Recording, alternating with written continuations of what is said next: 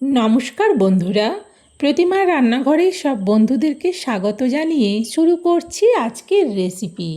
আজকে আমি তোমাদের সাথে পার্শে মাছের ঝালের রেসিপি শেয়ার করব। তার জন্যে আমি এখানে 5 পিস পার্শে মাছ ভালো করে ধুয়ে নিয়েছি। এখন আমি এই মাছেতে দিয়ে দেবো পরিমাণ মতো লবণ আর দেব অল্প হলুদ। এবার হাত দিয়ে ভালো করে লবণ আর হলুদটা সব মাছের মধ্যে মাখিয়ে নেব। বন্ধুরা, আমি কিভাবে এই পার্শে মাছের ঝালটা আজকে রান্না করব সেটা তোমরা স্কিপ্ট করে দেখো না। স্কিপ্ট করে দেখলে কোনো জিনিস মিস করে যেতে পারো, আর মিস করে গেলে তাহলে কিন্তু আমার মতো পারফেক্টভাবে তোমরা বাড়িতে বানাতে পারবে না। দেখো, সব মাছের মধ্যে ভালো করে লবণ হলুদ মাখিয়ে নিয়েছি। বন্ধুরা, এবার চলো রান্নাটা শুরু করব। আমি কিভাবে রান্নাটা করব, এইভাবে রান্নাটা করলে কিন্তু দুর্দান্ত টেস্টি হয়। রান্নাঘরে এসে গ্যাস জেলে কড়া বসিয়ে কড়াতে দিয়ে দিলাম সরিষার তেল।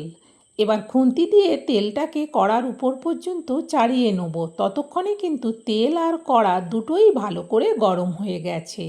দিয়ে দিচ্ছি তেলেতে অল্প হলুদ। হলুদ দেওয়ার পর একে একে সব মাছগুলো আমি দিয়ে দেবো। প্রথমে 3 পিস দিয়ে দিলাম, তারপর বাকি 2 পিসও কিন্তু এদিক থেকে ওদিক থেকে দিয়ে দিলাম। মাছগুলো দেওয়ার পর কিন্তু সাথে সাথে উল্টাবো না, কিছুক্ষণ অপেক্ষা করব। কিছুক্ষণ অপেক্ষা করলে মাছগুলোর একটা সাইড ভালোভাবে ভাজা হয়ে যাবে। প্রায় মিনিট 2 মতো আমি অপেক্ষা করেছি। মাছগুলোর একটা সাইড কিন্তু বেশ ভালো করে ভাজা হয়ে গেছে।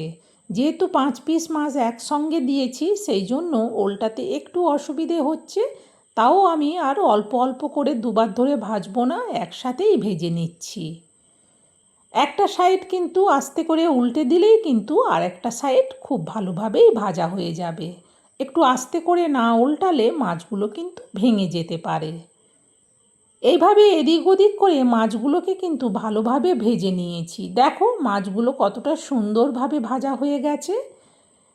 সব দিক কিন্তু লাল হয়ে ভাজা হয়ে গেছে। এখন মাছগুলোকে আমি তুলে নিচ্ছি। সব মাছ তোলার পর এই তেলেতেই দিয়ে দেবো অল্প কালো জিরে।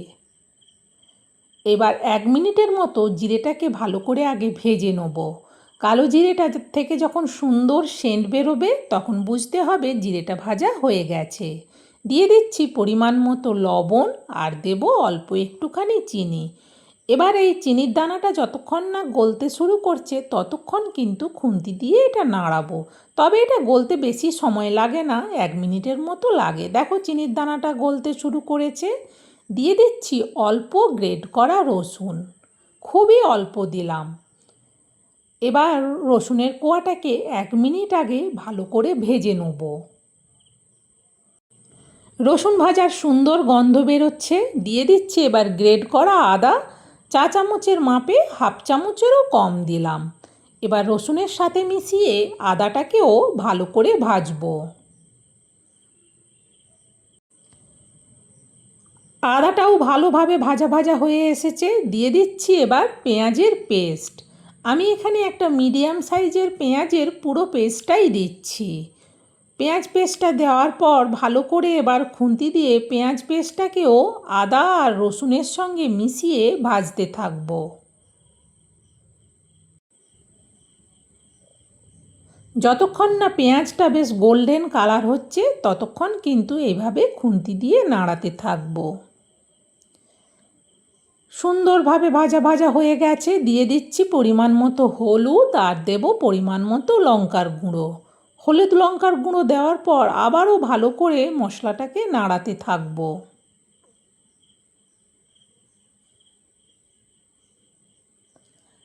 এখন এতে দিয়ে দেবো টমেটো পেস্ট। একটা মিডিয়াম সাইজের টমেটোর পুরো পেস্টই দিলাম। টমেটো পেস্টটা দিলে একটু জল জল ভাব হয়, সেই জন্য গ্যাসটাকে বাড়িয়ে ভালো করে এটাকে কষিয়ে নেবো। যতক্ষণ না টমেটোর জলটা শুকিয়ে মশলা থেকে তেল ছেড়ে আসছে ততক্ষণ কিন্তু এটা কষাতে থাকবো। দেখো মশলা থেকে কিন্তু তেল ছাড়তে শুরু করে দিয়েছে। টমেটোর যে জলটা ছিল সেই জল ভাবটা কিন্তু শুকিয়ে গেছে। এখন এতে দিয়ে দেবো পরিমাণ মতো জল। যেহেতু মাছের ঝোল বানাবো না, ঝাল বানাবো, সেই জন্যে মিডিয়াম জল দিলাম। জল দেওয়ার পর খুন্তি দিয়ে নাড়িয়ে দেখে নেওয়ার পর এটা ঢেকে দিচ্ছি। গ্যাসটাকে বাড়িয়ে দিয়েছিলাম তাড়াতাড়ি, তাহলে ঝোলটা ফুটে উঠবে। ঝোলটা ফুটে ওঠার আওয়াজ হচ্ছিল, সেই জন্য কড়ার ঢাকনাটা খুললাম। দেখো ঝোলটা কিন্তু সুন্দরভাবে ফুটে গেছে। খুন্তি দিয়ে ভালো করে নাড়িয়ে দেখে নেওয়ার পর দিয়ে দিচ্ছি ভেজে তুলে রাখা মাছগুলো। সব মাছগুলো দেওয়ার পর খুন্তি দিয়ে আস্তে করে মাছগুলোকে ঝোলের মধ্যে ডুবিয়ে দিলাম। আবারও ঢেকে দিলাম। গ্যাসটা এবার কমিয়ে রাখবো। প্রায় মিনিট 3 মতো বাদে কড়ার ঢাকনাটা সরাচ্ছি। দেখো আস্তে আস্তে ঝোলটা ফুটছে। খুন্তি দিয়ে আস্তে করে নাড়িয়ে দেখে নিলাম। এর ঝোলটা আরেকটু আমি শুকনো করব, সেই জন্যে দিয়ে দিচ্ছি কয়েকটা কাঁচা লঙ্কা গোটা আর দিয়ে দিচ্ছি 2টো কাঁচা লঙ্কা কুচি করে। লঙ্কা দেওয়ার পর এটা আবারও ঢেকে দিচ্ছি। গ্যাসটা কিন্তু কমানোই থাকবে। প্রায় মিনিট 2 বাদে কড়ার ঢাকনাটা আমি সরাচ্ছি। যখনই ঢাকনাটা সরালাম, কি ভীষণ সুন্দর সেন্ট এই মাছের ঝালটা থেকে। খুন্তি দিয়ে ভালো করে নাড়িয়ে আমি দেখে নিলাম। আর বেশি এর ঝোলটা মারবো না, কারণ এইটুকু ঝাল রাখলে ভাতে মাখিয়ে খেতে দুর্দান্ত লাগবে। চলো এবার মাছের রেসিপিটা আমি নাবিয়ে নিই।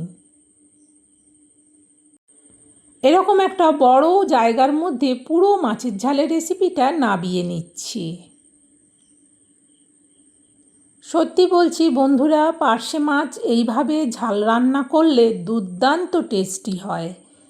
একবার আমার দেখানো পদ্ধতিতে পার্শে মাছের ঝালটা রান্না করে দেখো, তোমরাও তাহলে বুঝতে পারবে যে কতটা স্বাদ হয়। বন্ধুরা, এইভাবে পার্শে মাছের ঝাল আমি রান্না করে তোমাদেরকে দেখালাম। তোমাদের কেমন লাগলো সেটা কমেন্টে জানিও। ভালো লাগলে একটা লাইক দিও আর রেসিপিটা শেয়ার করে দিও, যাতে আমার দেখানো পদ্ধতিতে পার্শে মাছের ঝাল সবাই বাড়িতে রান্না করে নিতে পারে। এটা কিন্তু ভাত রুটি দুটোই দিয়েই খেতে দুর্দান্ত লাগবে। বন্ধুরা, আজকের মতো রেসিপি শেষ। আবার পরের রেসিপিতে দেখা হবে। সবাই ভালো থেকো, সুস্থ থেকো।